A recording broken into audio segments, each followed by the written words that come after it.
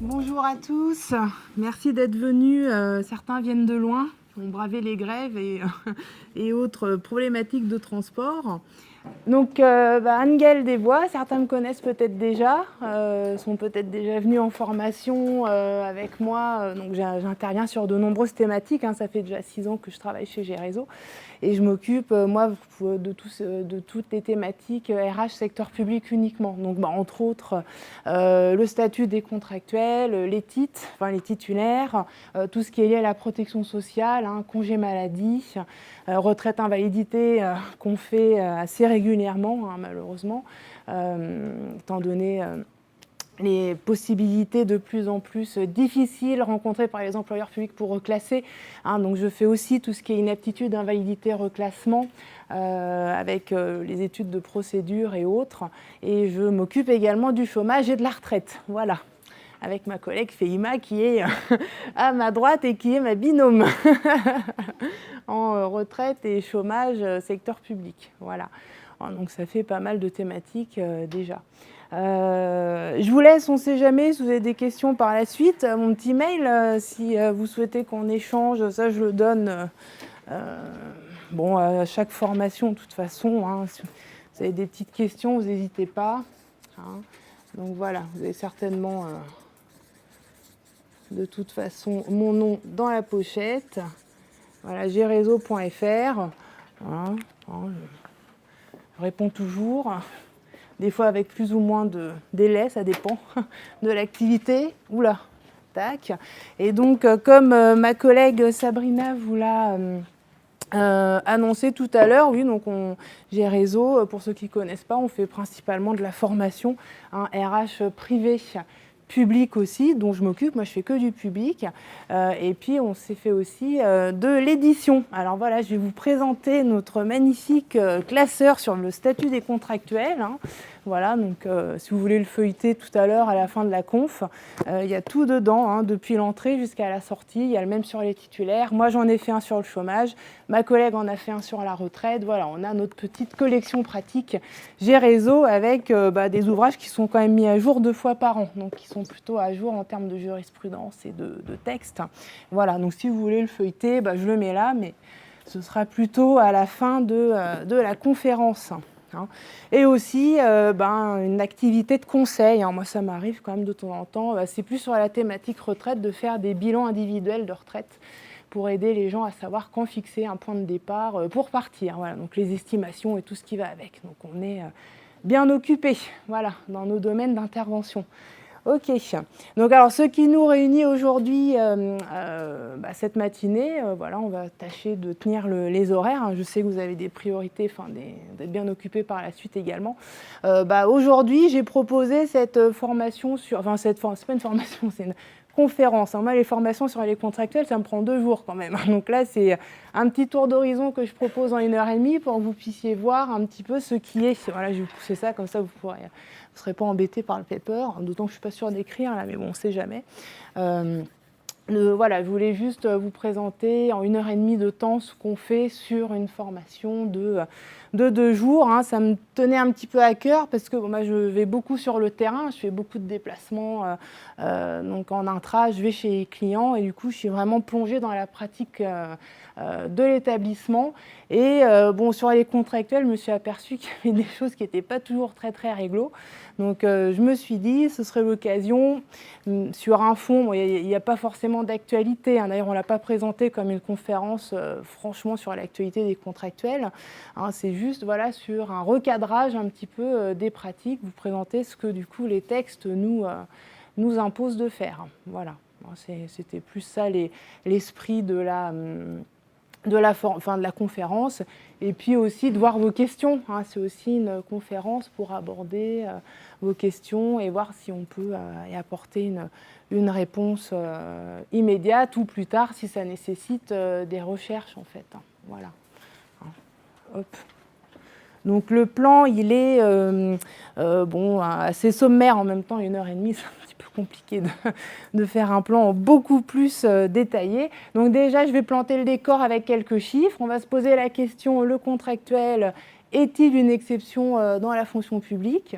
Je vais voilà, justement faire un petit point sur les questions qui tournent autour du recrutement, donc notamment les motifs de recrutement. On est dans un carcan juridique pour l'instant, on peut recruter que pour certains motifs, et il y a un changement attendu. Bon, dans le cadre du nouveau contrat social proposé à la fonction publique, là, ça fait partie des chantiers de modernisation de celle-ci. On n'a pas de texte pour l'instant, c'est juste des concertations. Voilà, donc on va voir ce qu'il en est. Les conditions pour être recruté, on pourra refaire un petit point dessus.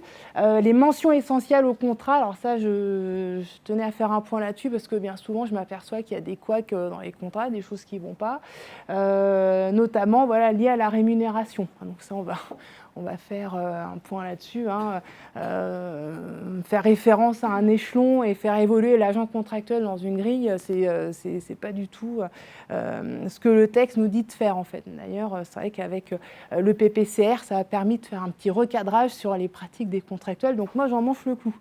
Et ensuite, si ça vous intéresse, on pourra faire un point sur les congés, voilà, et les motifs de sortie de service.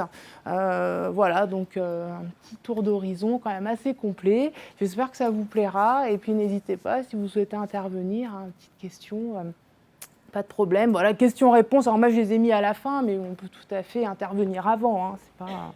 Il n'y a pas de problème, bien entendu. Alors déjà, quelques chiffres, fonction publique. Est-ce que vous savez combien il y a d'agents déjà combien il y a de millions d'agents publics? Voilà, ouais, ça tourne autour de 5 millions. Alors très exactement, selon les derniers chiffres de la DGAFP, 5 451 000 agents. Voilà.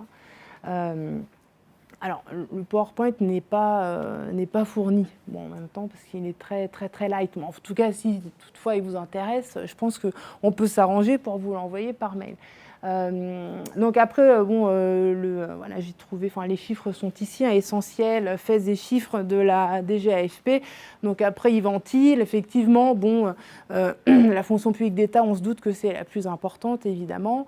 Mais enfin, les trois fonctions publiques représentent quand même 20% de l'emploi total salarié et non salarié en France, hein, ce qui est quand même pas rien. Et les contractuels, voilà, sont, effectivement, ils sont minoritaires, hein, par rapport aux titulaires, tout régime confondu. 3 851 100 agents, le contractuel 940 200. Voilà, plutôt une tendance à augmenter ou à baisser, ça dépend des fonctions publiques. Justement, on va voir ça après. Donc, titre, contractuel, autre statut, bon ça c'est tout ce qui est assistante maternelle, assistante familiale, praticien hospitalier, ouvrier d'État, tous les statuts un peu spécifiques, mais qui sont, et les profs d'enseignement sous contrat d'ailleurs, hein, statuts spécifiques, mais qui sont aussi en charge d'un service public. Voilà. Et bon, bah, les militaires, 300 300. Voilà. Donc ça, c'est la ventilation de tout, finalement, les acteurs publics, quelle que soit la fonction publique. D'ailleurs, là, tout est mélangé.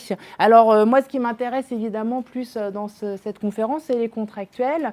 Voilà, donc on est sur... bon, on va dire la fonction publique la plus consommatrice de contractuels, c'est la territoriale, avec derrière l'hospitalière et pour finir l'État. Et on se rend quand même compte que ça a plutôt tendance à évoluer. Hein, quand on voit l'évolution qu'ils ont fait là sur 10 ans, hein, on voit qu'il y a quand même plutôt une tendance à la baisse à la territoriale et plutôt une tendance à la hausse voilà, dans les autres fonctions publiques. Voilà, donc c'est quand même pas un statut non plus minoritaire. C'est-à-dire qu'il faut quand même se préoccuper de la gestion de ces agents-là. Et justement, est-ce qu'il est une exception, le contractuel, dans la fonction publique? Dans les textes, oui. Dans les textes, effectivement, c'est bien écrit. Donc, c'est l'article 3 de la loi 83-634, hein, la fameuse loi Le Pors. Enfin, je pense que vous connaissez, c'est le titre 1 de la fonction publique qui chapeaute les 3 autres titres. Nous dit bien que, sauf dérogation, les emplois civils permanents de l'État, des départements, des établissements publics administratifs sont, quoi qu'il arrive, occupés par des fonctionnaires. voilà, par des fonctionnaires, mais bon, ça c'est voilà, ce principe-là de recrutement. Après, bon, bah, sauf dérogation, ça veut tout dire. Voilà, on a du coup pas mal de motifs de recrutement qui sont possibles, et du coup, quels sont-ils? Voilà, sur quel motif de recrutement peut-on recruter le contractuel, puisque du coup, c'est par exception, par dérogation qu'on va faire recours à ces contrats-là, en fait. Est-ce que vous connaissez un petit peu voilà, les motifs, recruter sur quel motif? Voilà, il y a deux, on va dire, il y a deux grands ordres de motifs de recrutement. On a... Les images, t'écoutes? Voilà, on a les emplois, bah, zut, ça n'apparaît pas ici. Voilà, donc les emplois permanents et les emplois temporaires. Voilà, les deux grands ordres, voilà, de recrutement. Alors tout ce qui est temporaire, vous en doutez, c'est les remplacements, les accroissements temporaires, saisonniers d'activité. Qu'est-ce qu'il y a d'autre? La vacance de poste. Voilà. Et puis on a aussi les emplois permanents où là, on retrouve par exemple tout ce qui est absence de corps de fonctionnaires, nature des fonctions, besoin du service limité aux catégories A, à l'État et à la territoriale, et pas limité à la catégorie A, à l'hospitalière. Donc ils ont une certaine souplesse à l'hospitalière pour recruter des catégories A, sur ce motif-là, nature des fonctions, besoin du service, pardon. Et puis on a aussi tout ce qui est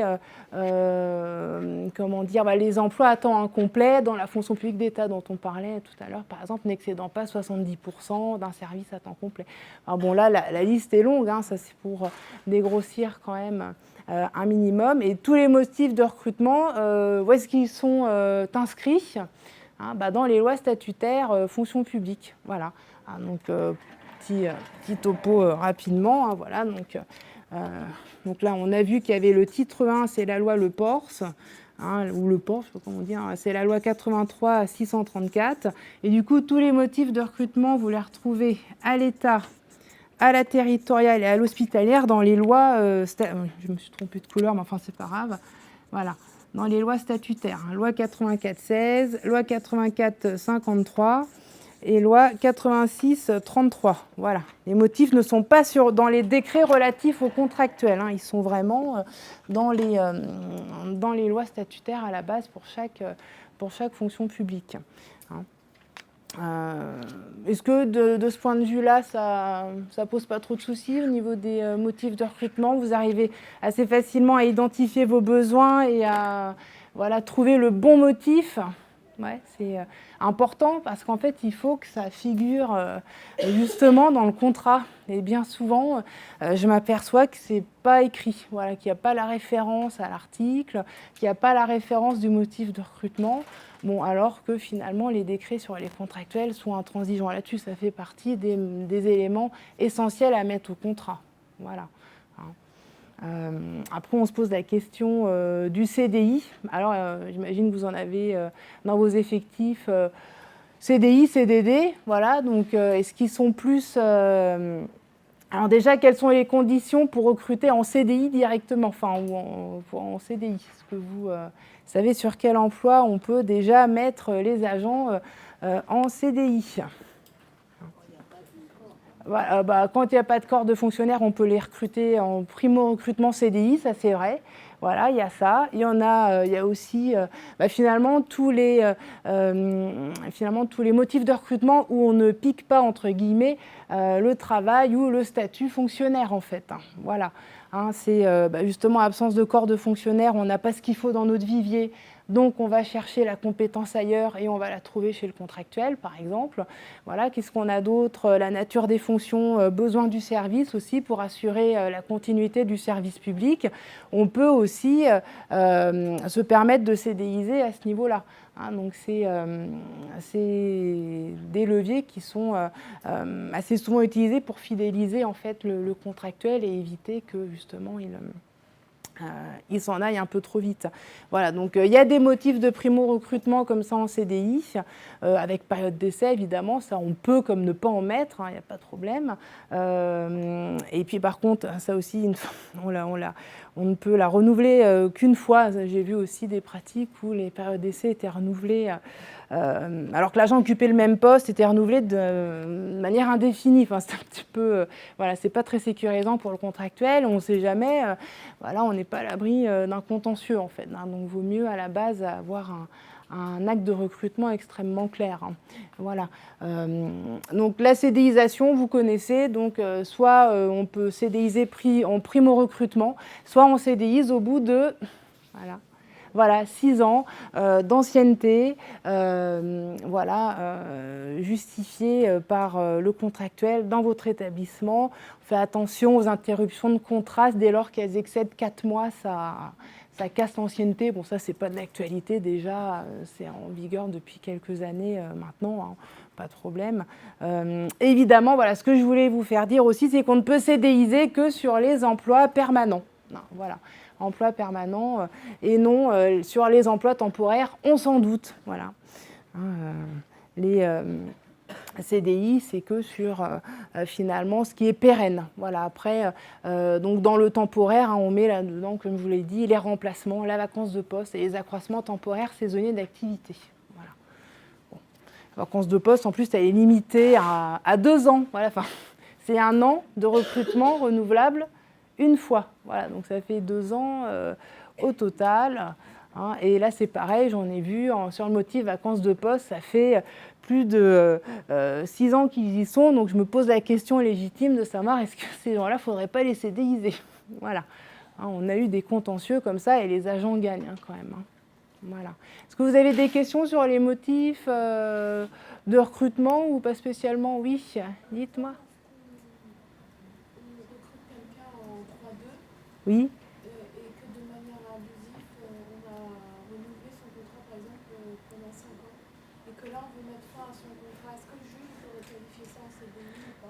Bah après, il faut voir le motif de non-renouvellement.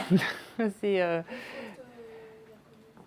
ah bah voilà, vous avez quand même un motif disciplinaire à la base qui permettrait... Donc la question, c'est de dire, voilà, on a un contrat en fait qu'on renouvelle depuis 5 ans. Ça, en matière de renouvellement, contrairement au privé, on n'est pas limité dans les quantités, dans le nombre de renouvellements qu'on peut faire. Donc la question, c'est de savoir, est-ce qu'au bout de 5 ans, on peut se séparer de l'agent sans risquer le contentieux? Bah là, voilà, il faut vraiment avoir un motif de non-renouvellement, effectivement, légitime. Parce qu'après, si l'agent va au contentieux, il ne faudrait pas qu'on subodore que vous ne l'avez pas renouvelé justement pour éviter la CDIsation. Hein, donc là, je pense que s'il y a une procédure disciplinaire, j'imagine quelque chose qui a été notifié à l'agent. Hein, donc ce serait du non-renouvellement de contrat pour motif disciplinaire, ni plus ni moins. Voilà.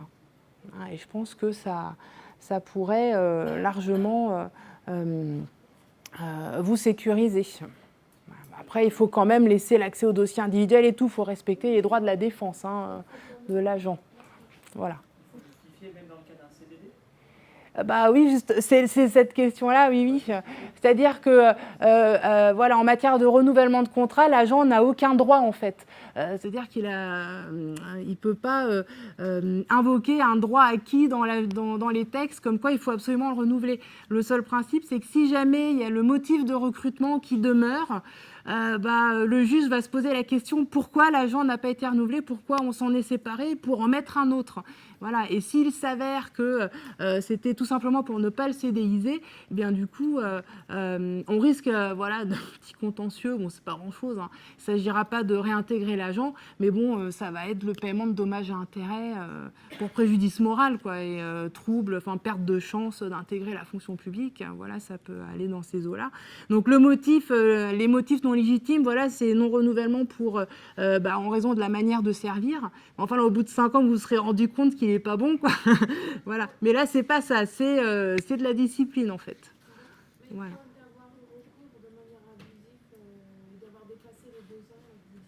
Ah oui, alors ça, c'est la vacance de poste. Oui, normalement, c'est 1 an plus 1 an. Donc, ça fait 2 ans au total. Et là, ça fait combien de temps? Ah, il est sur ce motif-là? Ah bah oui, là, ouais, c'est, il aurait fallu en fait changer le motif de contrat au bout des 2 ans quoi, pour être réglo. Ouais. Oui, bah, j'imagine, oui, c'est. Alors, comment on peut faire dans ce cas-là? Bon, en tout cas, vous avez la procédure disciplinaire qui vous sauve quand même, mais c'est vrai que l'agent, s'il est procédurier, il pourrait aller devant le TA et invoquer, bah, je ne sais pas invoquer quoi, déjà, il ne pourrait pas invoquer grand-chose, mais bon, comme quoi vous n'avez pas respecté la réglementation sur les motifs de recrutement et la durée des recrutements.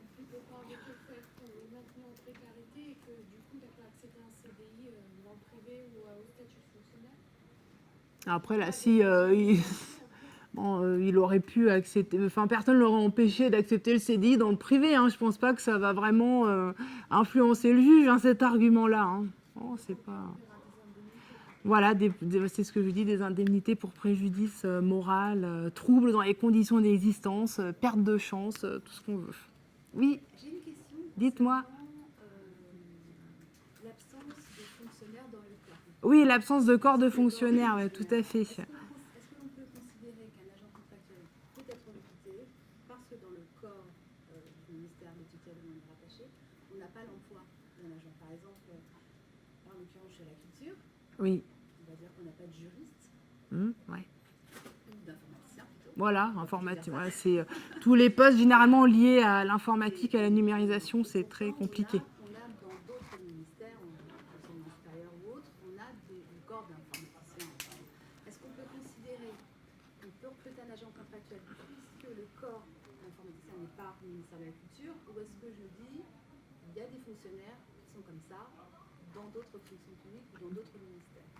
Ah, moi, je regarde plus ce qui se passe dans mon ministère à moi. Là, finalement, il n'y a pas de corps, donc voilà, on peut recruter du coup là, soit par le biais du détachement sur contrat de droit public. Après, bah oui, s'il n'y a pas de corps à intégrer, on ne va pas pouvoir le détacher sur corps, l'agent. Non, mais il sera peut-être détaché dans un autre corps. Ah bah après, un autre corps de catégorie A en fait. D'accord, oui. Donc c'est soit un contrat, soit un détachement par le biais d'une mobilité en fait. Pour autant favoriser la mobilité d'un titulaire, mine de rien. Ah bah là, si vous aviez le candidat, c'est toujours pareil. Autant favoriser le statut. Mais si on l'a pas, sur des compétences extrêmement pointues, oui, il y a des employeurs qui se rabattent sur les contractuels.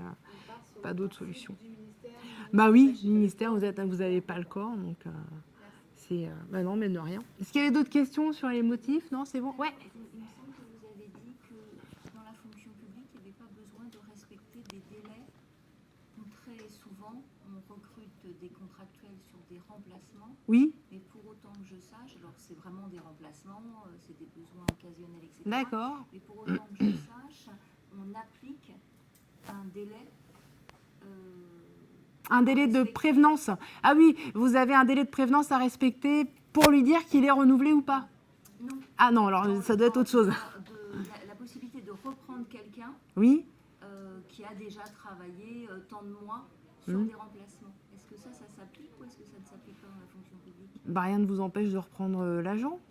Ah bah non, il n'y a pas de problème. C'est juste qu'il ne faudra pas lui mettre de période d'essai si vous le remettez sur le même poste que celui qu'il a occupé quelque temps avant. Quel que soit le type de contrat. Ah bah oui, je vois pas de... Parce que on s'impose une gymnastique à aller rechercher des gens parce que c'est des personnes qui ont déjà travaillé et j'ai l'impression qu'on applique en fait... Faudrait voir le oui, mais alors que c'est pas applicable. Oui, alors voilà, c'est peut-être ce à quoi je pensais, les accroisements temporaires ou saisonniers, où là on est obligé de respecter une certaine... on peut les recruter que 6 mois sur 12 ou 12 mois sur 18. Ah, c'est cela. Ah bah oui, là pour le coup, d'accord. J'avais pas compris la question à la base. Oui, non, là pour les saisonniers ou occasionnels ou temporaires, bah tous les autres, il n'y a pas de... Bah oui, pour les contrats de remplacement, il n'y a pas de limite, je veux dire, au nombre de renouvellements. Je veux dire, tant que le motif de recrutement demeure, on renouvelle. Pour la vacance de poste, il faut se méfier. C'est 1 an renouvelable une fois. Voilà. Et pour tous les autres, donc plus, là, on remonte dans le permanent, donc absence de corps, nature des fonctions, besoin du service, emploi à temps incomplet. Là, c'est la CDIsation au bout de 6 ans, quoi. Donc on peut renouveler jusqu'à 6 ans les CDD. Voilà. Ok, est-ce que c'est bon pour les motifs, hein? Donc ça, j'insiste, c'est vraiment important, ça doit être au contrat. Après, les conditions de recrutement, un petit point là-dessus. Alors souvent, on me dit qu'il y a une condition de nationalité pour recruter le contractuel sur besoin permanent ou temporaire. C'est faux, il n'y a pas de condition de nationalité.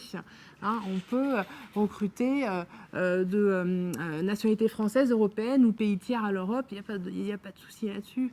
Hein, donc là, je tenais à refaire un point là-dessus. Après, il faut juste s'assurer que l'agent est bien en règle avec le code de l'entrée et du séjour des étrangers en France, quoi. Voilà, c'est effectivement un point important. Oui. Alors attention, les emplois régaliens. Voilà. Hein, il y a juste pour les emplois régaliens, c'est-à-dire tout ce qui est police, magistrature, forces armées, qu'est-ce qu'il y a d'autre, comment on appelle ça, les postes de greffier aussi, c'est de la prérogative de puissance publique. Là, normalement, voilà, on fait attention, on ne peut pas mettre de la nationalité autre que française, effectivement. Vous en avez du coup des... Vous êtes de quel établissement ? D'accord, eh bien oui, tout à fait. Voilà.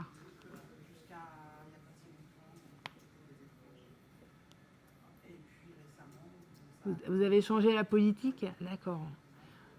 Prenez que français ou européen aussi ? Français, européen.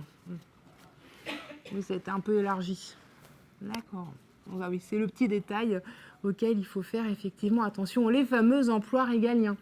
Donc la nationalité, alors là où j'insiste également sur les stages, c'est le casier judiciaire, voilà, le B2, hein, ne pas recruter sans avoir reçu le B2.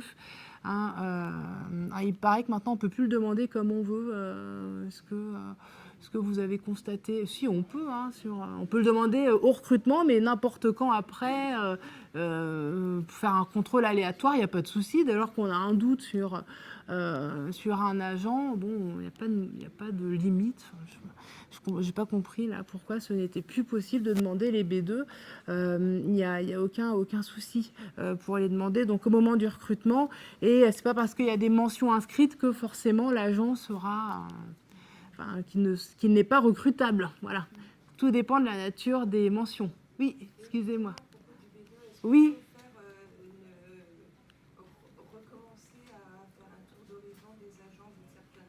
Ah bah oui, il n'y a rien qui l'interdit en fait. Il n'y a rien qui l'empêche, et notamment pour les métiers qui sont proches des emplois, des personnes vulnérables, personnes âgées, enfants.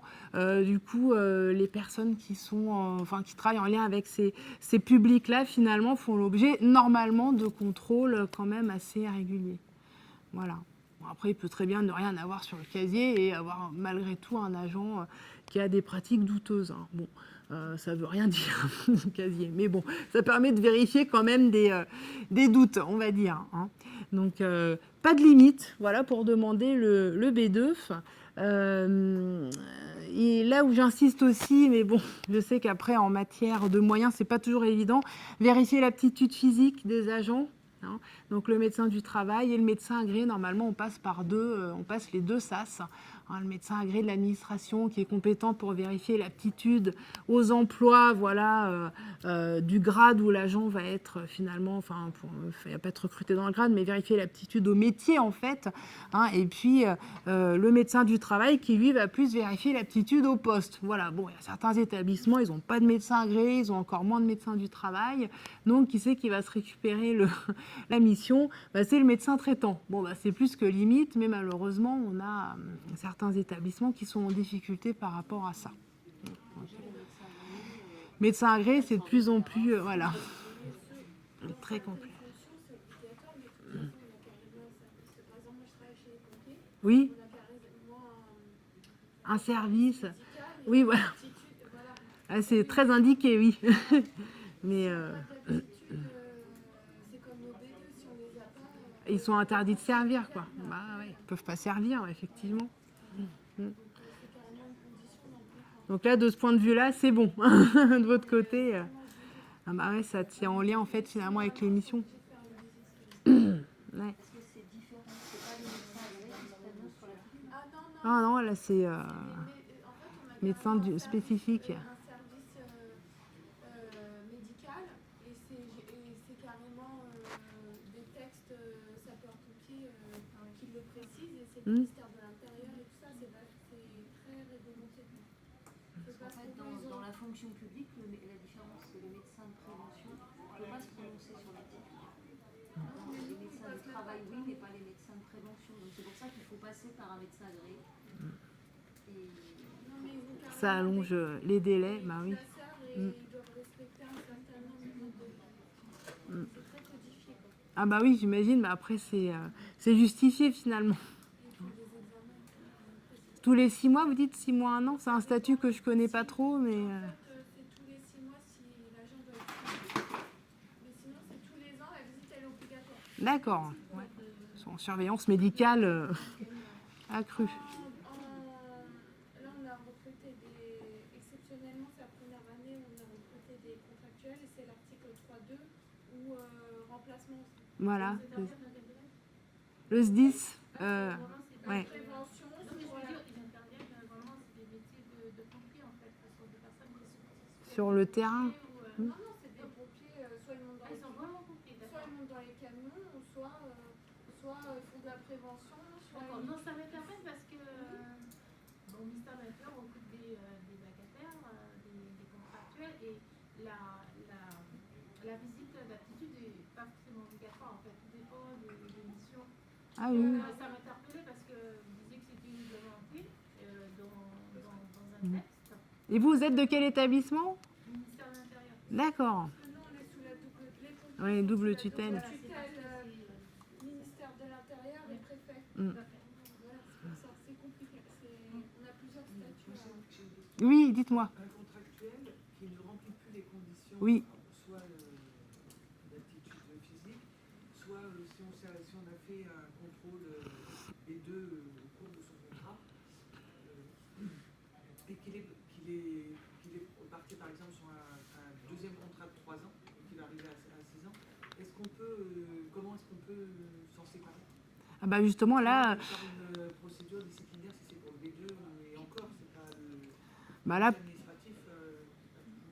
bah c'est pour l'inaptitude physique, c'est clair et net, hein. On a le décret là qui est très très précis là-dessus. On a une procédure de reclassement à mettre en place si l'agent est juste inapte à ses fonctions. S'il est inapte à toute fonction, bah là pour le coup, il n'y a même pas de reclassement envisagé. On zappe la procédure de reclassement.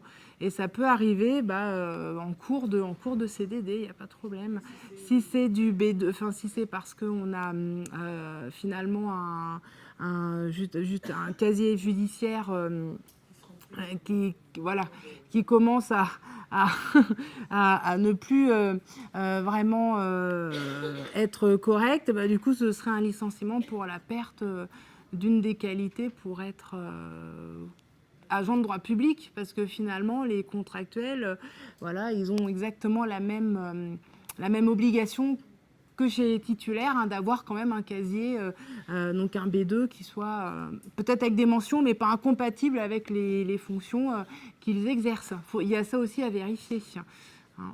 C'est un licenciement, c'est pas, Ah bah, ça passe pas en conseil de discipline, c'est un licenciement. ah bah, sauf si ça se double d'une faute dans le service. Hein. Là, on pourrait engager effectivement une procédure disciplinaire. Donc, il y a une sanction de niveau 4, licenciement pour motif disciplinaire avec la CAP ou la commission consultative paritaire dans la FPH et la enfin, oui, non, de toute façon, pourquoi je parle de CAP, c'est les commissions consultatives paritaires, quoi qu'il arrive, dans les 3 fonctions publiques. Les CAP, c'est les titulaires, c'est autre chose. Voilà, réunis en conseil de discipline. Voilà. Vous avez le cas comme ça d'un agent Le cas où justement l'agent avait été renouvelé en plus. D'accord. 3 ans. Ouais, donc ça fait 6, ouais, au final. Il y avait plusieurs faits. Voilà, donc on a fait une consultation de casier judiciaire et on a réussi à le licencier parce que sur sa fiche de poste c'était marqué permis obligatoire et qu'il Il avait.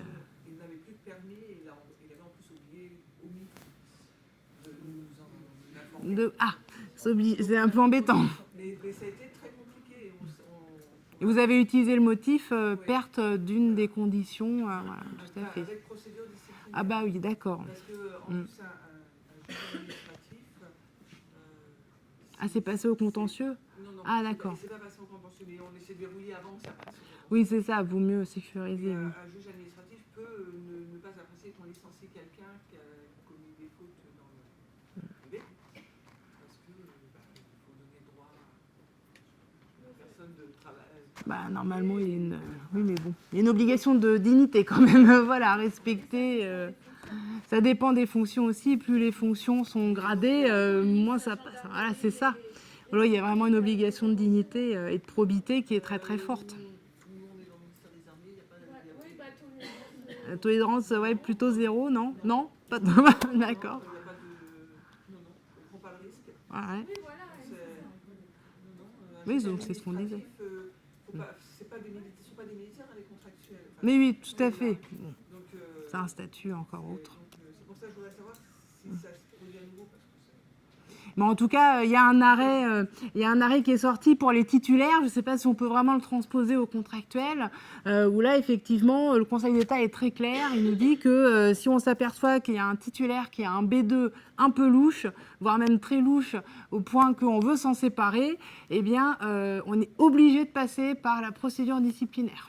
Ça, c'est clair et net. Voilà, ça c'est pour le titulaire. Je n'ai pas vu d'équivalent pour les contractuels, donc vous pouvez le suspendre, faire une suspension administrative de 4 mois, voire plus si jamais il y a des poursuites au pénal. Hein. Et le Voilà. motif du disciplinaire, parce qu'il y a des fautes, Ah bah c'est... il n'y a pas de faute pour autant. Ce serait, Oui, par bah là exemple, c'est pour ça. Qu'on a un comptable, on s'aperçoit qu'il a été condamné pour détournement de fonds. Un détournement de fonds, donc c'est... Sans disciplinaire en disant que ça Ah c'est bah... incompatible, c'est ça? Oui, ce serait ce qu'il faudrait... Pas forcément détourner des fonds. Oui, elle a peut-être pas détourné des fonds dans l'établissement, mais bon, c'est quand même de nature à générer des doutes sur sur ses pratiques et sur sa bonne foi, quoi. Mais ça, et du coup, pour les... des agents qui ont allé jusqu'à l'incarcération. Ah oui, d'accord. Et le juge administratif, des fois, n'accepte pas qu'on le licencie, même en étant au ministère des Armées, et avec l'image du ministère. Bah oui, tout à fait. Justement, c'est de la réinsertion que d'avoir un emploi à la clé. C'est pas... Enfin, moi, j'ai vu plusieurs cas où C'est des arrêts de tribunaux administratifs ou un peu plus élevés, parce qu'il faut se méfier des TA un peu. Hein. Cour d'appel, Conseil d'État, c'est un peu mieux. Mais bon, bah, je regarderai si jamais je trouve d'autres éléments là-dessus, sur cette question-là, vraiment axée sur le B2. Voilà, donc il y en a d'autres conditions de recrutement, mais je voulais vraiment insister sur ces trois-là. Les mentions essentielles au contrat, donc allons-y. Les mentions essentielles, donc c'est vraiment... alors, qu'est-ce qu'on met comme mention essentielle? Bon, déjà, les sous-signés, enfin, les parties au contrat, l'agent et l'employeur, ça c'est clair. Et après, vous êtes parmi les mentions qui sont vraiment obligatoires, il faut absolument poser tout ce qui est article. Voilà, le motif de recrutement.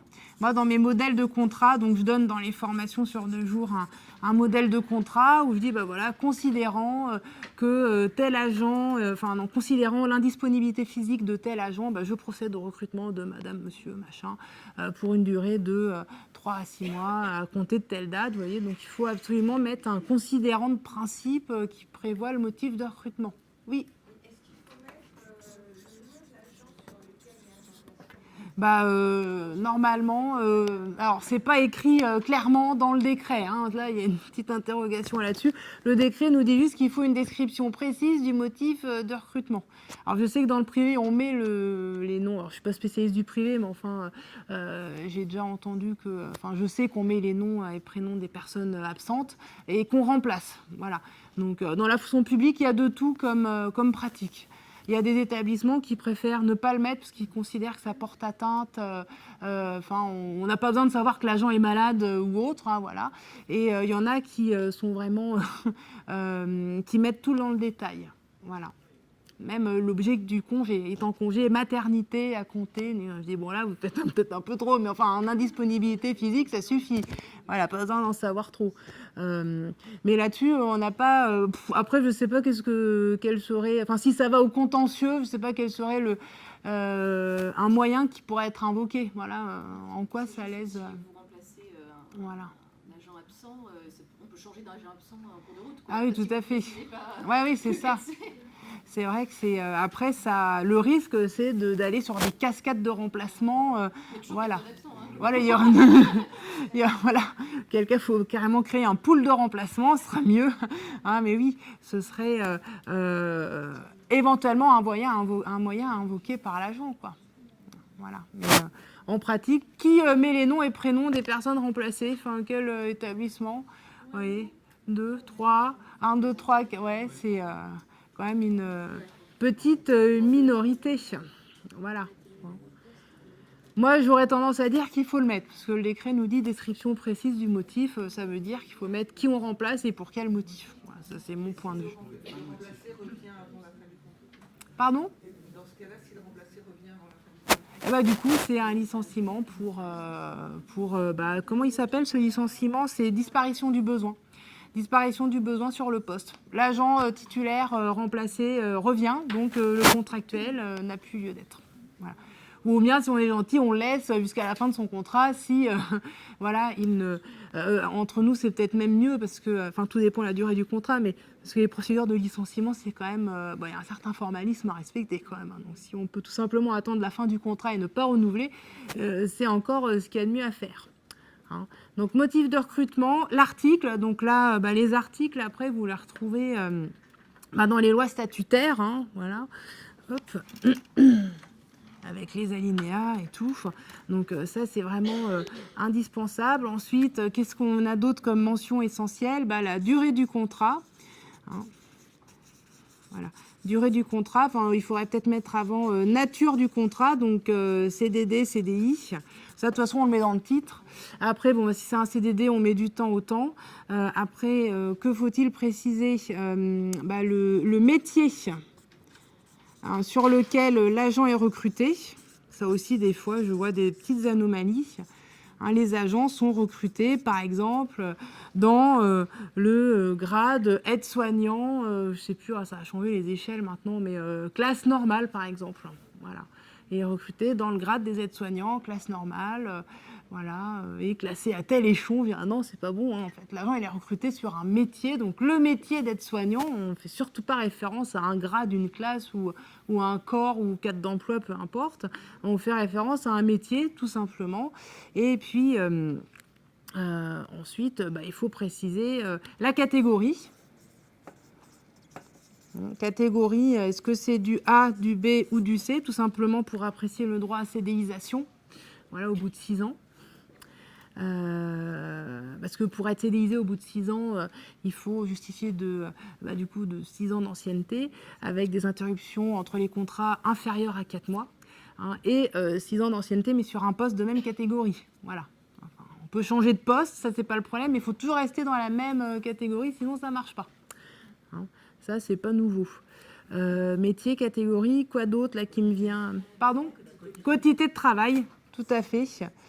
Quotité de service, ou de travail plutôt. Service, c'est plus pour le fonctionnaire. Le fonctionnaire sert et le contractuel, on utilise plus la dénomination travail.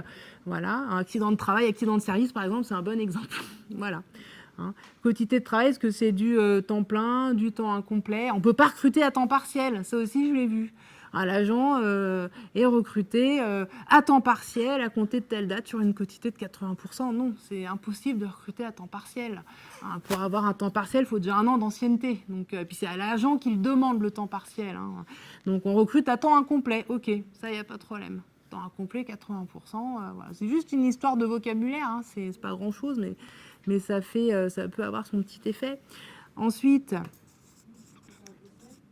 Période d'essai, vous n'êtes pas obligé d'en mettre, mais enfin bon, quand même, vaut mieux essayer d'en mettre une. La règle est simple, c'est 1 jour par semaine de durée de contrat. Voilà, contrat d'1 mois, on va mettre, je sais pas moi, 4 jours d'essai, 4-5 jours d'essai, et 1 semaine d'essai, voilà. Après, les contrats, si vous voulez, enfin, les décrets prévoient des maximums qu'on ne peut pas dépasser. Voilà, je n'ai pas le détail, mais je sais que par exemple, pour un CDI, c'est quand on recrute en CDI, on peut mettre 4 mois renouvelables une fois, donc 4 et 4, 8, pas plus. Voilà. T'as tout. Oui. On ne peut pas recruter à temps partiel parce que pour être à temps partiel, il faut justifier d'1 an d'ancienneté. Et c'est l'agent qui le demande. Donc là, c'est une quantité de service que vous imposez à l'agent. On a besoin de vous, je sais pas, 18 heures semaine. Donc vous faites un contrat à temps incomplet. Voilà. Et pas un contrat à temps partiel. Maintenant, ça, voilà. Le temps partiel, c'est plus demandé par l'agent, en fait. Voilà. Oui, bah après, s'il vient vous voir et qu'il vous précise, voilà, bon, j'aimerais bien être recruté, mais si possible, à 80%, bon, à ce moment-là, on voit déjà si nous, ça nous arrange aussi. Et puis, voilà, et on fait du temps incomplet. Pardon. Et si c'est pour remplacer une personne qui était en permanent sur un 80%, ça veut dire que si on met le poste en ligne, il faut le mettre à 100%? Non, attends. Un temps incomplet? À temps incomplet, 80%, voilà, c'est ça. C'est facilement contournable, cette difficulté, il n'y a pas de problème. Ah, j'ai pas compris le début de votre question. Si notre poste Ouais. au tableau des effectifs est à temps non complet, on ne va pas pouvoir le recruter à temps complet. Ah bah après, il faudra faire un avenant au contrat. Voilà.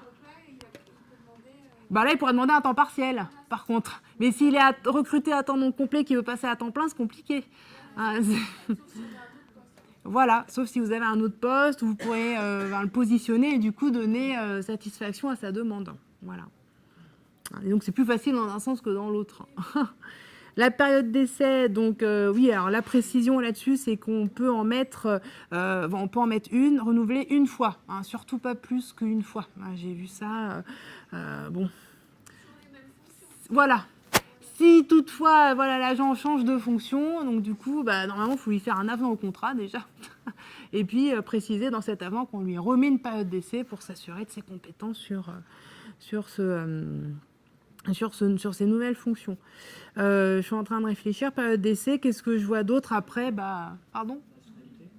Ah oui, ça c'est dans les conditions, j'aurais mis ça dans les visas, hein, avec vu le certificat ou l'autorisation de travail délivrée par telle préfecture. Voilà, le diplôme aussi, on n'en a pas parlé. Ça, je mets aussi dans les visas. Hein. Je vais lister tous mes visas. C'est ce que je mets, moi, dans mon modèle de contrat, où je colle tout comme ça. Vu le diplôme, vu le titre de séjour, vu le besoin que j'ai, moi, pour recruter, eh bien, hop, après, je déroule mon contrat avec tous les articles. Donc, c'est très bien. Ça, c'est... Oui, dites-moi. Eh oui, voilà. La rémunération, alors en matière de rémunération, on a un peu de tout. Hein, donc, d'ailleurs, j'avais peut-être une slide plus destinée à cette question-là. Hein, la rémunération, elle est où? Elle est là. Voilà, donc on fait un peu, en fait, on fait ce qu'on veut pour le contractuel. Hein. Les textes sont clairs. C'est tous les décrets le disent. Hein, en fait, ça va être en fonction de ses expériences, de ses qualifications, qu'on va fixer plus ou moins la rémunération. Donc, disons qu'il a plus facilement de possibilités pour négocier. Mais en tout état de cause, ce qui n'est pas admis, c'est de l'injecter, de classer l'agent dans une grille et de le faire évoluer à l'ancienneté dans les grilles. Voilà.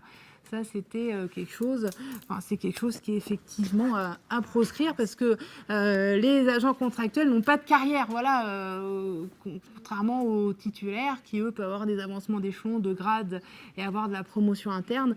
Le contractuel, voilà, ce qui manque à l'heure actuelle dans la fonction publique, c'est des véritables cadres de gestion. Donc, on a des établissements qui ont créé ça, par exemple, dans votre ministère de la Culture, où ça? Voilà, tout à fait. Voilà, ministère de l'Intérieur, au CSA, l'INRA, les EPST, il y a beaucoup d'établissements où j'interviens. Finalement, ils ont leur grille, ils ont leur cadre de gestion propre aux contractuels avec des règlements spécifiques où ils viennent adapter un petit peu les décrets à leur pratique. Où généralement, on peut pas être moins favorable que le décret. Non, ça, c'est... Ah bon?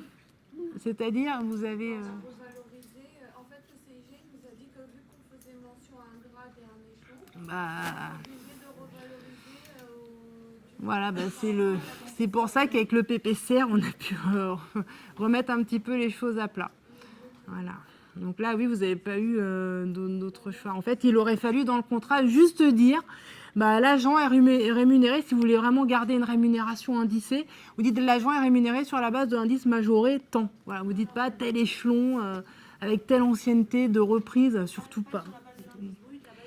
L'indice, vous mettez les deux, indice brut, indice majoré. Voilà. Moi, je mets les deux dans mon contrat. Mais je ne mets surtout pas d'échelon. Et puis voilà. Oui, dites-moi. On est obligé justement de mettre les deux, indice majoré et... De toute façon, il y a un tableau de correspondance, indice brut, indice majoré. Il y a un lien entre les deux. Donc, on est obligé finalement de d'y faire mention. Voilà. L'indice brut correspond forcément à l'indice majoré. Sinon... Depuis le PPCR, nous, on a des grilles qui sont différentes. On a gardé les D'accord. actuelles sur les anciennes grilles. Vous êtes quel établissement, du coup? Hospitalière de Seine. D'accord, ok. Ouais, l'hospitalière. C'est pour ça que je voulais savoir justement si il y en a en fait pour qui on n'en met qu'un seul justement pour pas qu'ils se basent sur les grilles parce qu'ils n'ont pas de grille à la base. Ah oui, non, ils n'ont pas de grille. Ouais, c'est... On met juste un indice informatif. D'accord. Mais forcément, après, il peut retrouver. Hein. Sur le tableau de correspondance, il y a un décret de 82 qui prévoit la correspondance et ça va forcément donner finalement la rémunération à terme. De toute façon, après, il faut écrire aussi la rémunération dans le contrat. C'est pas ça ce que vous faites? Plus tard, la rémunération évolue. Ça se passe pour le contrat. Normalement, il a droit aux mêmes évolutions indiciaires que le titulaire. Voilà. Alors après, mis à part l'indice, on a aussi le forfaitaire, si vous préférez. Donc là, c'est une rémunération globale forfaitaire où on englobe tout le TIB, l'indemnité de résidence s'il y en a une, le supplément familial de traitement, les primes. Enfin, on fait un groupé, quoi. Voilà. Mais bon nombre d'employeurs publics préfèrent rester sur l'indicé. Voilà, c'est ce que je vois en tout cas dans les contrats. Oui. Ça correspond pas trop à ce que vous avez décidé de mettre en place en interne, c'est ça? Pourtant, c'est... Ouais, si vous mettez de l'indice brut, pour moi, ça fait forcément référence à un indice majoré, donc il n'y a pas de problème. Voilà. Alors, Donc on n'est pas obligé de dire qu'il est employé sous tel grade? Ah non, surtout pas. Hein. Non, on dit qu'il est employé sur tel métier, et puis... Voilà, après, en termes de rémunération, soit vous faites du forfaitaire, soit vous faites de l'indicé. Et en fait, ce que font les employeurs publics, par exemple, si je recrute, je sais pas moi, un juriste qui a 15 ans d'expérience, voilà, donc je vais me mettre sur la grille, on va désattacher, puis je vais voir à peu près évidemment, je vais pas lui proposer la rémunération du premier échelon. Hein, je vais essayer de lui faire quelque chose d'assez correct et de lui proposer, par exemple, l'indice brut entre l'échelon 7 et l'échelon 8. Je dis n'importe quoi, j'ai pas les grilles en tête, mais voilà, c'est juste, ça sert de base en fait. Hein, parce que normalement, on n'est pas censé surpayer le titulaire, le contractuel par rapport à un titulaire qui ferait les mêmes fonctions, la même qualif et tout. Mais alors ça, surtout dans le milieu hospitalier, c'est pas du tout appliqué. Mais en même temps, il y a les services à faire tourner derrière. Et ça marche vachement pour les soignants. Voilà, pour les soignants, les infirmiers, les kinés, tout ça. Là. Sans eux, les hôpitaux ferment. Hein, donc finalement, on est obligé un petit peu de leur donner ce qu'ils veulent. Voilà, là, c'est propre à l'hospitalière. Voilà. Comment vous vous basez pour rémunérer justement les agents contractuels? Vous les évaluez et ils évoluent comment? Par année? Alors oui, réexamen, l'évolution. Et oui, alors ce qui est, que ce soit CDD ou CDI, les contrats, le décret prévoit que l'agent a droit à comment on appelle ça, c'est un réexamen, tous les 3 ans, dès lors qu'ils ont été recrutés de manière continue pendant 3 ans. Mais qui dit réexamen ne veut pas dire forcément augmentation. Voilà, ça aussi, j'insiste là-dessus. Au détriment des contractuels, évidemment, mais après, tout dépend de ce qui aura été notifié dans le compte-rendu de l'entretien individuel, parce que là, pour le coup, ils en ont un par an. Enfin, tous ceux qui sont sur des emplois permanents ou recrutés sur des CDD, CDD ou CDI, emploi permanent, quoi. Voilà. Ceux-là, ils ont un entretien individuel tous les ans. Et au vu des résultats, de ce qui a été consigné dans cet entretien, dans ce compte-rendu, du coup, on donnera ou pas l'augmentation. C'est de la négo, en fait, tout simplement. Avec l'entretien professionnel. Bah, généralement, on se base là-dessus. C'est marqué dans le décret que la rémunération sera réévaluée ou réexaminée, je ne sais plus exactement le terme, voilà, au regard de ce qui aura été dit dans le cadre de l'entretien professionnel, c'est-à-dire à savoir est-ce que l'agent a atteint ses objectifs ou pas, voilà. Est-ce que c'est un bon... Oui, réévaluation. Je ne sais plus si c'est pas l'inverse. Il me semble que c'est réévaluation. En tout cas, il n'y a pas d'obligation de... C'est bien marqué, au vu. Enfin, je sais qu'il y a une petite phrase dans cet article qui dit bien que c'est conditionné à l'objectif. C'est-à-dire que l'agent peut rester des années, pour moi, au même montant. Et ça, les employeurs l'ont très bien compris. Voilà, ça, il n'y a pas de doute là-dessus. Oui, donc généralement, on va procéder à une augmentation dès lors qu'il y a, je ne sais pas, par exemple, des nouvelles responsabilités prises en charge, des missions plus compliquées.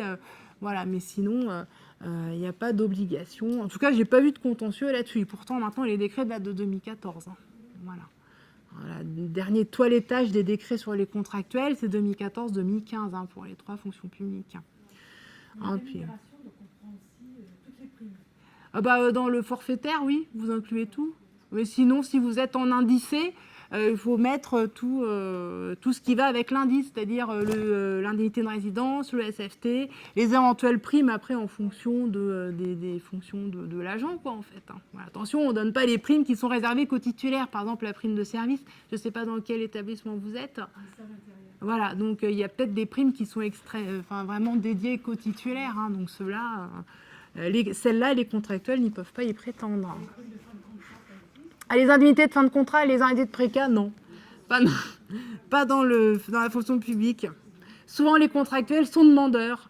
J'ai droit à ma précarité, je crois que c'est 10%, je suis plus sûre. Mais non, ça, non. Tout comme la rupture conventionnelle n'existe pas. Il y a encore des petits progrès à faire dans la fonction publique. Voilà. Et c'est pareil, les congés payés, il faut les prendre avant de partir parce qu'ils ne seront pas payés. Sauf si je n'ai pas pu les prendre du fait de l'employeur. Si on ne peut pas pratiquer la rupture conventionnelle, oui. Si un agent de CDD de 3 ans oui. est susceptible d'être CDIsé, oui. qu'il ne souhaite pas être CDIsé, est-ce qu'il aura le droit à l'indemnisation À quelle indemnisation? Là, on entre sur une autre thématique. Ah oui, tout dépend du motif de refus. Voilà, le motif, normalement, si... il faut étudier le motif. Moi, c'est ce que je dis dans mes formations chômage. Il a peut-être un motif... Voilà, par exemple, je sais pas, moi, son conjoint doit être expatrié. Donc, je refuse poursuivi de conjoint. Voilà. Et motif légitime, si vous voulez, vous en avez... Alors, je vous donne l'indication... je vous donne juste une liste indicative de motifs légitimes, parce qu'on se base un peu sur ce qui se fait à l'UNEDIC. C'est l'accord d'application UNEDIC, numéro, exactement. C'est exactement ça. Alors, on lui propose du travail, il n'en veut pas, c'est considéré comme un refus volontaire de... Voilà. Oui, mais quand même, je sais qu'il y a des établissements qui bloquent à ce niveau-là. Voilà. Oui, je suis d'accord avec vous, c'est une fin de contrat. Il y a une perte volontaire. Parce qu'on lui propose un CDI, mais on est dans l'obligation. Ouais, vous jouez sur la dénomination nouveau contrat, quoi.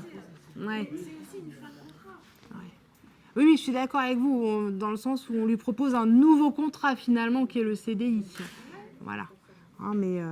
là-dessus, les juges, là pour le coup, on a des jurisprudences qui invoquent bien, qui mettent bien l'accent sur cette histoire de motif légitime. Vous avez eu des cas comme ça qui refusent les CDI et vous leur ouvrez droit au chômage? Après, c'est-à-dire qu'on leur ouvre pas droit au chômage tout de suite, c'est-à-dire qu'on leur met une carence de 4 mois. En gros, c'est pas perdu, c'est juste que...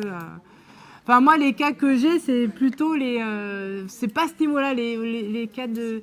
Voilà. Ouais. C'est ça, tout à fait. Bon. Vous avez des cas pratiques à ce niveau-là, du coup. Et quelle est la politique? Vous indemnisez ou pas? Ouais. Bon, de toute façon, il aurait fallu payer un moment ou un autre. Donc, oui, dites-moi. Nous, justement, on a ce cas de gens qui refusent un événement de CDI Hmm. Et du coup, on leur met une phrase en leur disant que vous n'aurez pas le droit à l'allocation. Oui, oui. Mais tout dépend du motif. Ça se trouve. Ils ne souhaitent pas renouveler ces CDD. Mm. Soit c'est parce qu'ils repartent en province, ou c'est pas pour un autre projet. Mhm. Tout à fait, le délai de prévenance, ouais, ça c'est parfait. Mhm. Donc, à partir de ce moment-là, je pense s'il y a refus, il n'y a pas droit au chômage. Pour moi, c'est. Après, ça dépend le pourquoi. Oui. Et pardon, je n'ai pas entendu le. Ah. Oui. Ah bah oui, ouais, c'est très. Ils sont confrontés à ça à l'hôpital. Catégorie A, Oui. à qui on ne peut pas renouveler un contrat de 3 ans, même si le poste reste vacant après. C'est possible ça? Et pourquoi vous ne le renouvelez pas? Qu'il y a un motif qui tient à la manière de servir, par exemple? Oui, la manière de servir. Eh bien, c'est bon. Et vous pourrez, en cas de contentieux, justifier. Il faut absolument tout tracer, par contre. Alors ça, à chaque fois, je le dis aussi. S'il n'y a rien dans les dossiers, on ne peut rien faire. Voilà. Donc, il faut les fiches d'éval des cadres, enfin des supérieurs qui attestent, bah oui, l'agent est systématiquement en retard, il ne fait pas ce qu'on lui demande, ou il fait de travers, ou il fait ce qu'il ne faut pas faire. Il faut l'acter. Voilà. Et s'il n'y a rien dans le dossier, ah bah là, voilà, je pense qu'il y a... Là, vous êtes mal en manger. Et dans ce cas-là, si on ne recrute pas un nouveau contractuel derrière, Eh bien, si vous ne recrutez pas, tout va bien. Mais si vous vous séparez de l'agent, vous en remettez un immédiatement après, ça va se savoir très vite, je pense. Et bien, du coup, l'agent qui aurait été lésé peut faire un contentieux. Puis il aura certainement raison de le faire. Il y a un délai, justement. À respecter. Pour publier un poste, on a un agent, ses premiers 3 ans se terminent. Oui. Mais les évolutions font qu'on s'imagine recruter dans les 3 à 6 mois le même type de poste. Sauf que ça va correspondre à peu près. Bah ouais, voilà, c'est ça où il faudrait faire attention. Oui. Est-ce qu'il y a par exemple un délai À respecter du même poste que l'agent dont on ne veut pas Ah non. renouveler le CDD? Ah non, il n'y a pas de délai de publication à mon sens. Hein. Il y a juste des délais de publication pour tout ce qui est vacances de poste, mais... Du retour de la part de l'agent qu'on ne veut pas, mais pour lequel on n'a pas constitué un dossier parce qu'il ne sert pas comme on s'attend à ce qu'il le fasse, etc. Après, il faudrait peut-être trouver un autre motif de fin de contrat. La fin de contrat, c'est la fin du CDD. Voilà, la fin du CDD. Les 3 ans se terminent. Ouais, les 3 ans se terminent. Fin du CDD. Voilà. Donc, mais je veux à nouveau ce type de poste-là, mais pas ce type-là. Oui, pas cet agent-là.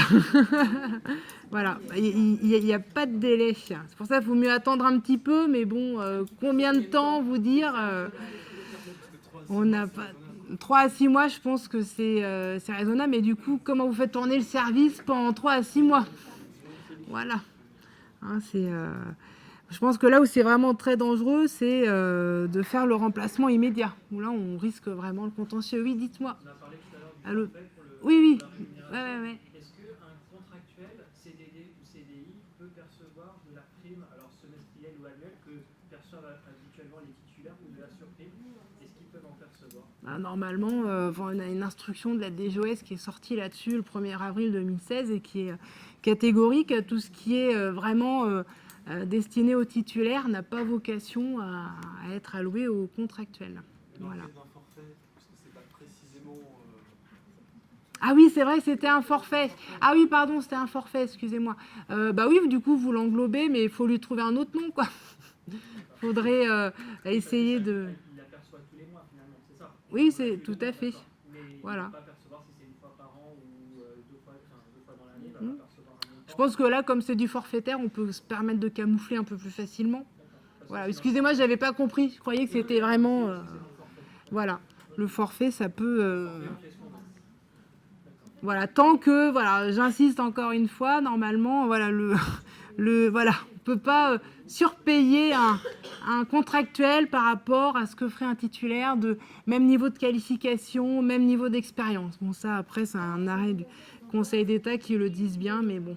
Ils ont droit aux primes de résultats exceptionnels. Qui ça? Les contractuels sont des primes annuelles, Oui. voire 2 primes par an, et les contractuels sont éligibles. D'accord. Oui, parce que c'est prévu certainement par le décret qui a institué la prime ou par le texte ou l'arrêté. Contractuels, s'ils ont été recrutés avant une date, enfin, en tout cas,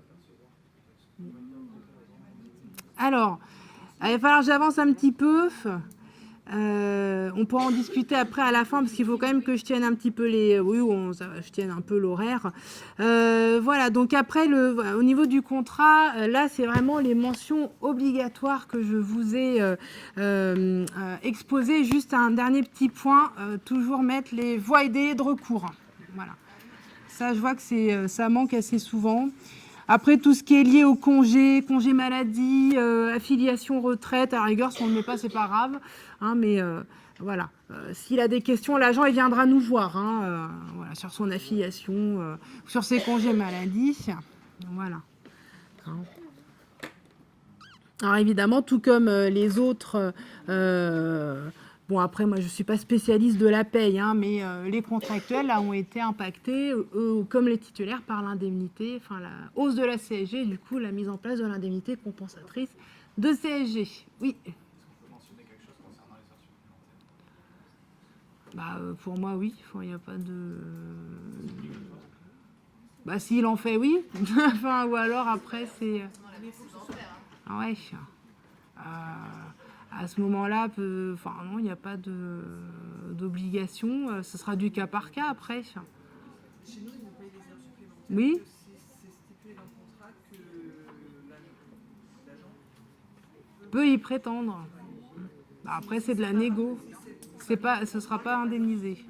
Il faudrait que je revoie le décret, mais ouais, normalement, tout ce qui est lié à la rémunération... ça doit être, ça peut être prévu là-dedans, on peut le mettre, et c'est vrai que si c'est pas écrit, l'employeur pourrait très bien se retrancher en disant, moi je paye pas, ou alors vous faites de la récup, on s'arrange autrement. Moi c'est, pour moi non. Vous avez beaucoup d'heures sup du coup, de la part de vos agents. C'est quelle fonction publique à laquelle vous appartenez? Nous, c'est spécial, c'est l'Assemblée nationale. J'ai pas compris. L'Assemblée nationale. Ah d'accord, très bien. Ok, ah bah oui, vous devez avoir des textes qui vous sont propres et il n'y a rien qui est précisé là-dessus. Ah oui, moi ouais. Alors moi je pars du principe que tout ce qui est fait en plus du temps de travail doit être soit payé, soit rémunéré, sinon c'est du travail, soit récupéré, pardon. Il y a des compensations horaires. Ok. C'est pas strict, c'est globalisé. D'accord. Ok. Écoutez, je vais regarder ça aussi sur les heures sup. Je vais plutôt me rapprocher de ma collègue qui fait plus la paye, parce qu'elle serait plus à même de répondre. Hop. Alors, les congés et la protection sociale, juste pour refaire un point là-dessus, voilà, on se pose la question, est-ce que le contractuel a le même statut que les titulaires? Moi, je vous ai dit oui. Alors, ils ont à peu près les mêmes congés maladie, grosso modo, vu de loin comme ça. Mais par contre, il y a des conditions liées à l'ancienneté. Voilà. Et des fois, les anciennetés ne sont pas superbement bien décomptées. Donc, c'est vrai que dans le stage, je fais des cas pratiques, justement, pour apprendre à bien décompter l'ancienneté. Est-ce que vous savez à partir de combien de temps le contractuel a droit à un congé maladie? Voilà, c'est 4 mois. Voilà, auprès du même établissement, évidemment. Et à partir de là, il a droit, du coup, à un maintien statutaire.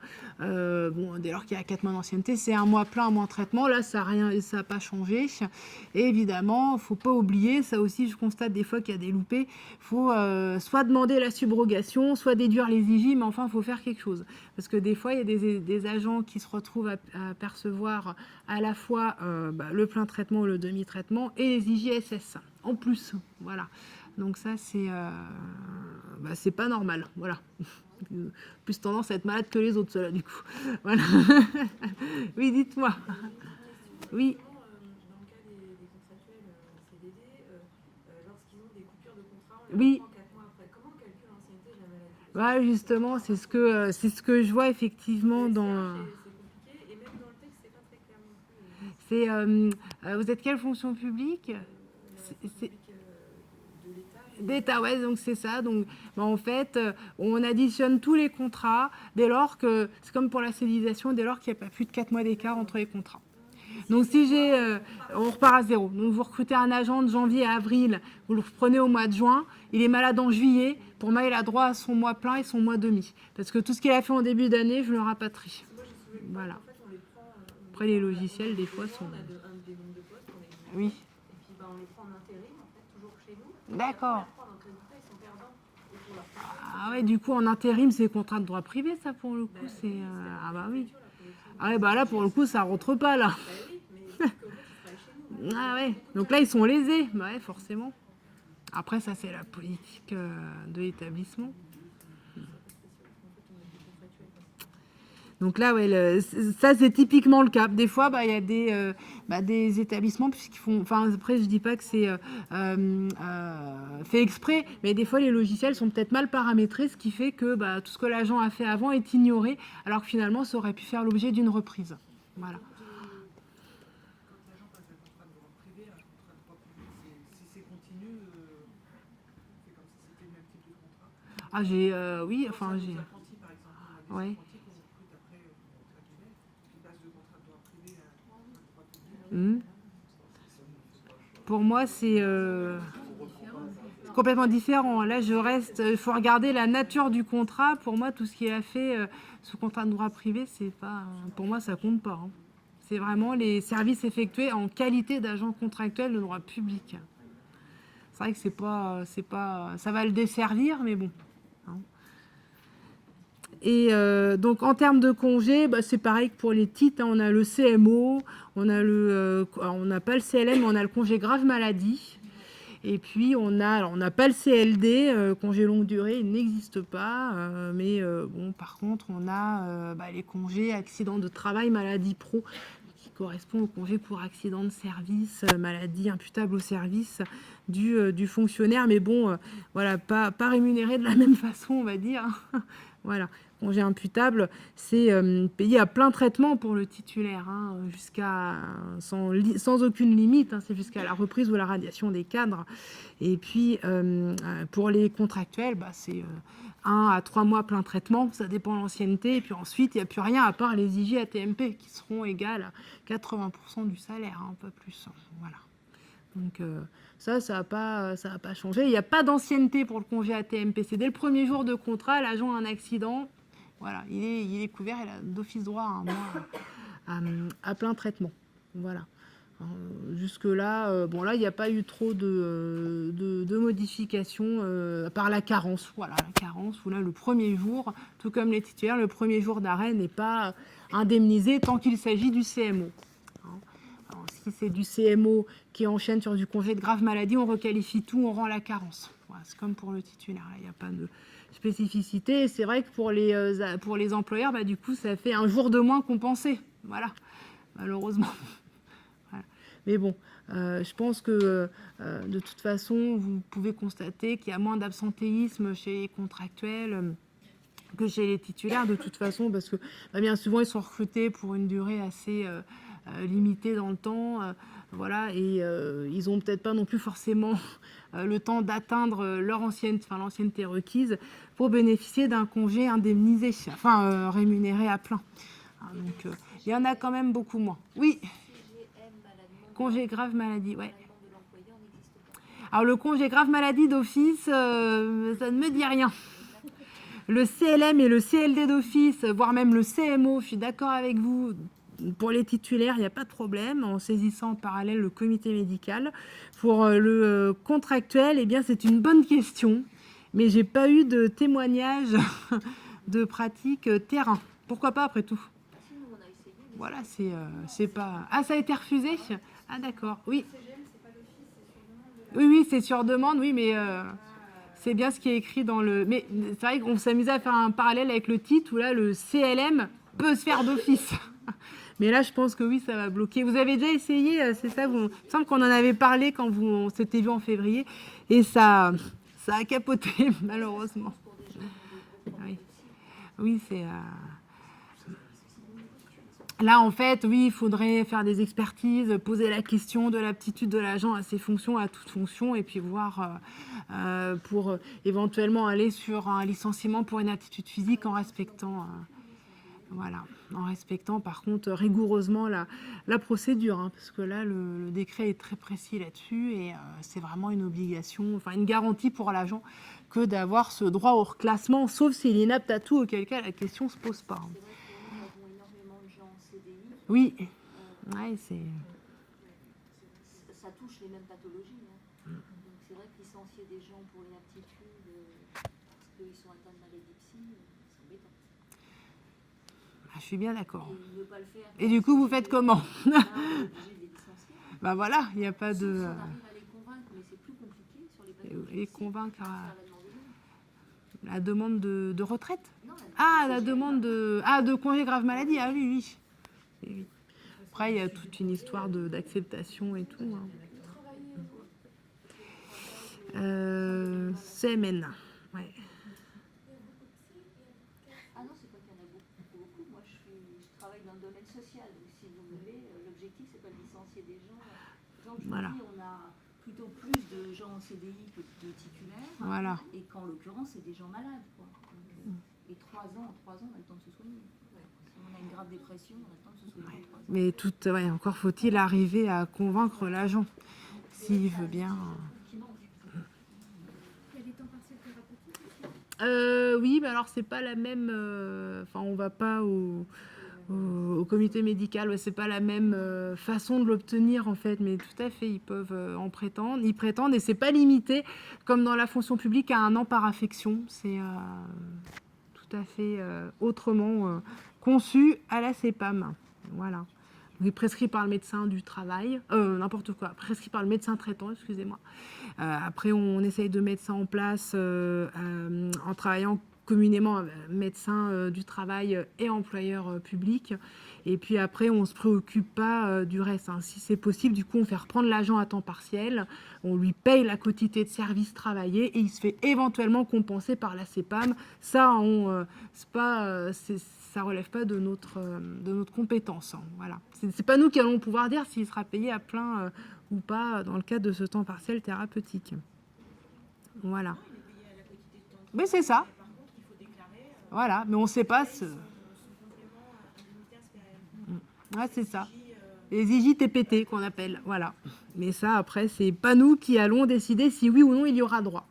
Ah, c'est beaucoup plus simple, je dirais. Il n'y a pas besoin de monter au comité médical en cas de contestation ou autre. Hein. C'est une toute autre procédure.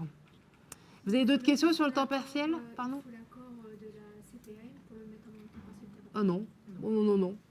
Non, dès lors que vous avez la prescription avec le médecin du travail et OK pour le faire reprendre à, je sais pas, à 60%, ben on y va, hein, pas de souci. L'avis de la CEPAM, enfin l'accord de la CEPAM est requis uniquement pour, c'est entre elle et l'agent pour savoir si oui ou non elle va lui verser le complément de salaire. Parce que voilà, c'est uniquement, non, il n'y a pas besoin d'avoir, elle s'en fiche complètement la CEPAM. Hein, franchement, là, faut pas bloquer les dossiers à cause de ça. C'est aussi les points que j'aborde sur ces formations-là, parce que beaucoup de personnes pensent effectivement qu'il faut l'accord de la CEPAM, mais non. C'est la prescription du médecin traitant, l'accord du médecin du travail, et puis évidemment, voir si c'est possible de mettre ça en place dans le service, parce que des fois, les temps partiels thérapeutiques, c'est une catastrophe, c'est impossible à mettre en place. Hein. Bon, là, du coup, j'ai eu rarement des cas où ça a été refusé, mais bon, les cas où ça a été refusé, il y a une nécessité de service absolu qui a été invoquée, quoi. Voilà. Il n'y a pas quelque chose qui est en route là, pour les temps partiels comme le médecin du travail nous a libéré ça. Ah oui. Un temps partiel, mais pour raison médicale ou quelque chose comme ça, elle nous a dit que c'était quelque chose qui était dans les tuyaux en ce moment. Alors, elle nous a parlé des titulaires. Oui, ça existe déjà, en fait. Non, mais nous, pour la fonction publique hospitalière, c'est une circulaire. Ah oui, oui, bah, on a une circulaire. Bah si, elle est sortie le 15 mai. On a une circulaire sur temps partiel, d'ailleurs. Elle pose question quand même. Il y a des... De toute façon, les circulaires n'ont aucune valeur juridique. C'est juste, ça donne...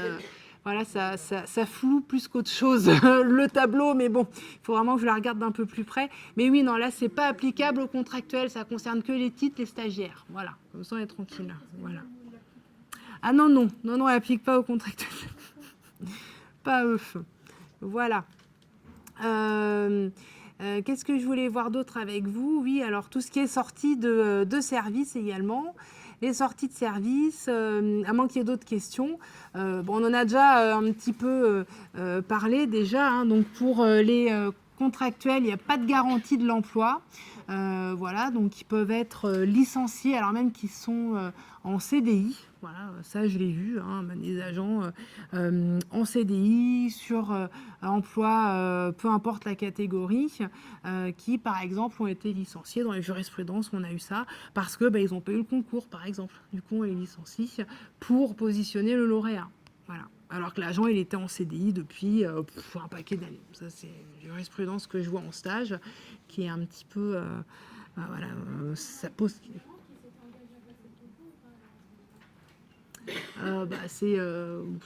C'est pas un motif de... Non, moi, je ne le mettrai pas dans le contrat. C'est juste qu'il faut qu'il ait en tête que... voilà, dès lors que son poste est ouvert au concours, en fait, l'agent s'était présenté, mais n'a pas remporté le concours, malheureusement. Donc, il y a eu un contentieux parce qu'elle a été licenciée enceinte. Et voilà, en CDI. Mais le Conseil d'État, je crois que c'est une cour d'appel, il faudrait que je revoie, donne raison finalement à l'employeur. Parce que c'était pas parce qu'elle était enceinte qu'on l'a licenciée, c'est parce qu'elle a manqué le concours. Tout simplement. Voilà.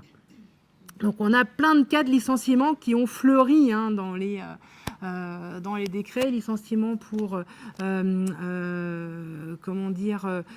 disparition du motif de recrutement, licenciement parce que l'agent refuse un élément substantiel de son contrat, licenciement parce qu'on met un titulaire sur le poste, alors ça c'est écrit noir sur blanc, licenciement pour recrutement d'un fonctionnaire, voilà. Ah oui, c'est une procédure de licenciement, donc avec toute des préavis à respecter, une procédure, oui, tout à fait. Qu'elle refuse quelque chose sur son contrat, mais elle travaille et elle refuse quelque chose, donc on la licencie. Voilà, vous me proposez, je sais pas moi, un élément substantiel du contrat, c'est lieu de travail, mission, quotité de service.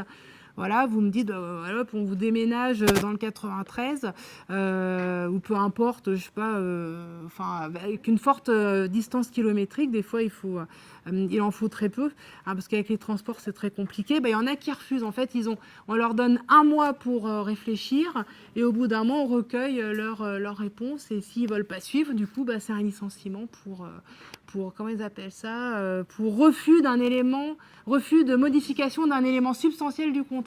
Voilà. On peut supprimer des postes au tableau des effectifs au vu d'une réorganisation service? Oui, c'est licenciement pour suppression de poste. Voilà. Ça correspond à disparition du besoin de recrutement. C'est plus joliment dit. Voilà. Par rapport au recrutement Oui.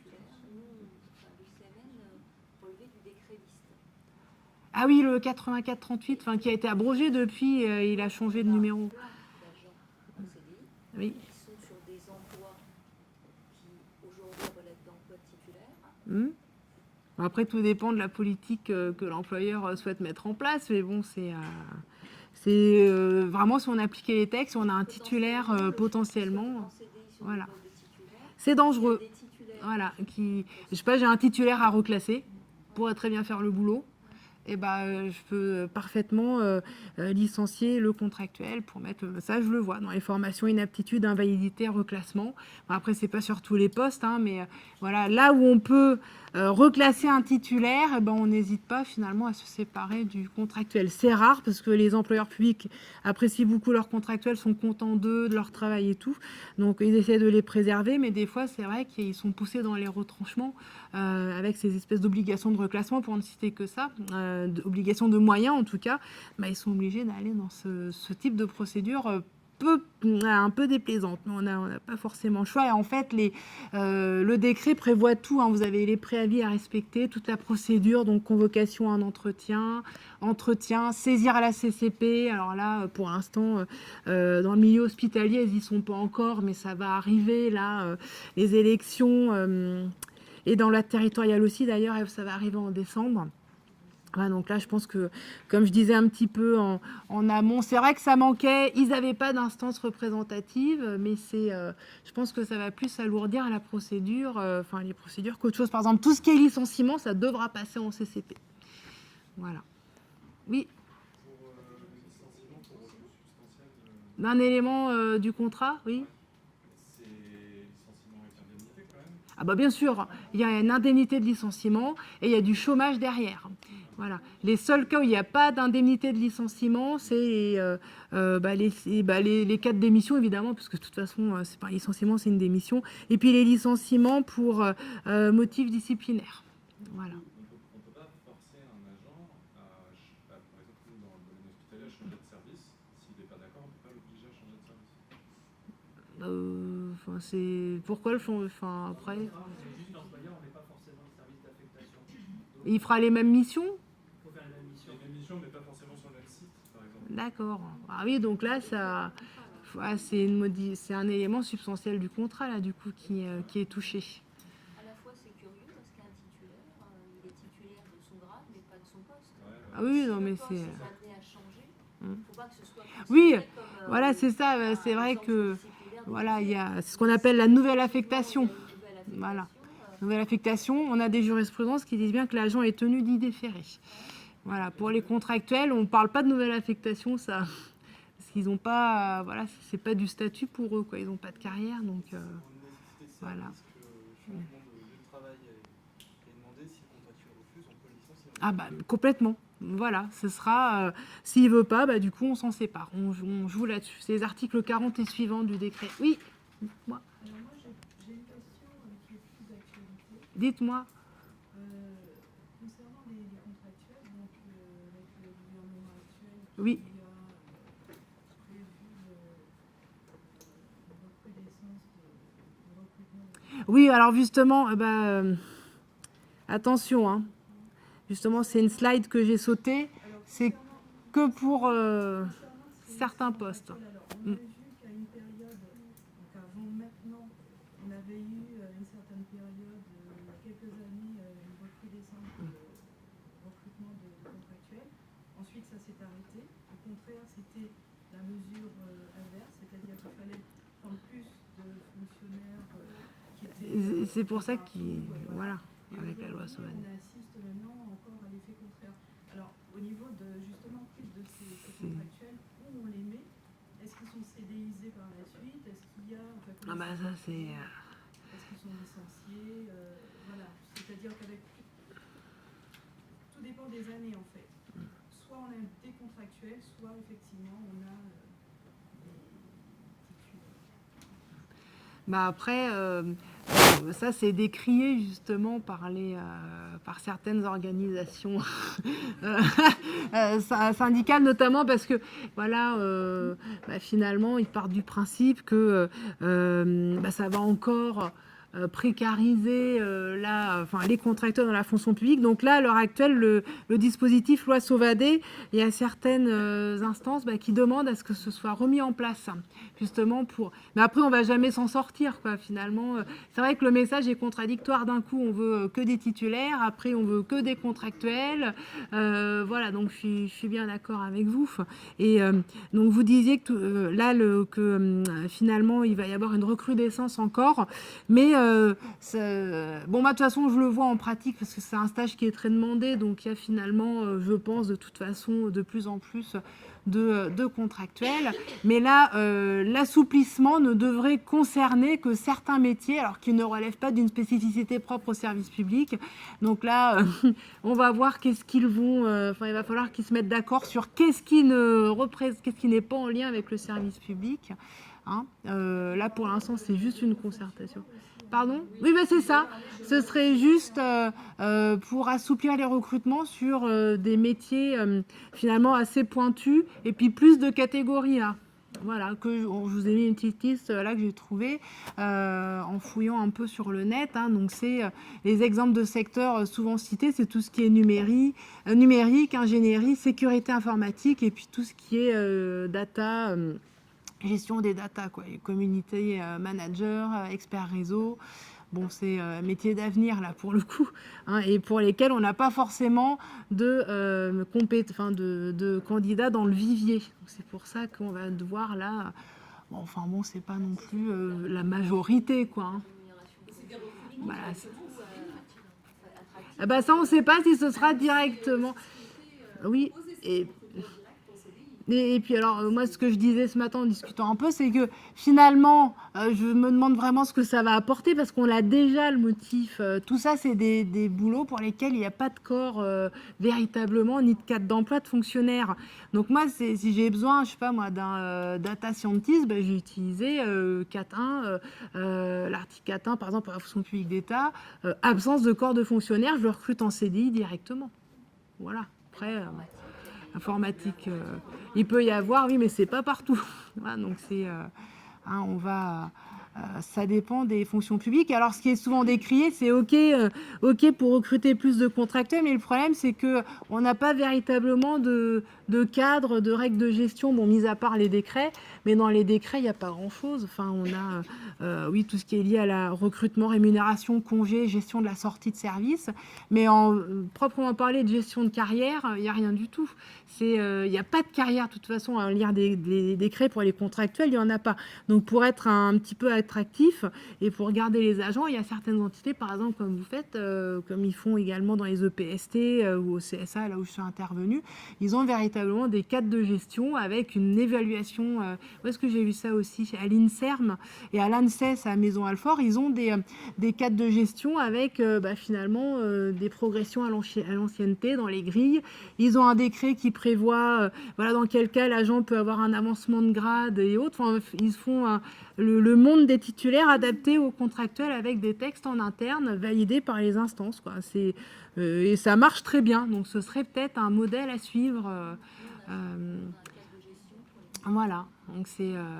Oui, je me rappelle quand j'étais intervenue, du coup, on mettait en parallèle le statut de base et puis, justement, les règles de gestion que vous aviez prévues en plus en parallèle. Voilà. Donc, peut-être qu'à terme, les décrets seront aussi retouchés pour intégrer ces questions-là. On ne sait jamais. Voilà, donc pour les changements, enfin, un changement, c'est un bien grand mot. Hein. Pour l'instant, c'est que de la concertation. Voilà, on attend un projet de loi, a priori, concernant le nouveau contrat social. Je ne l'ai pas mis.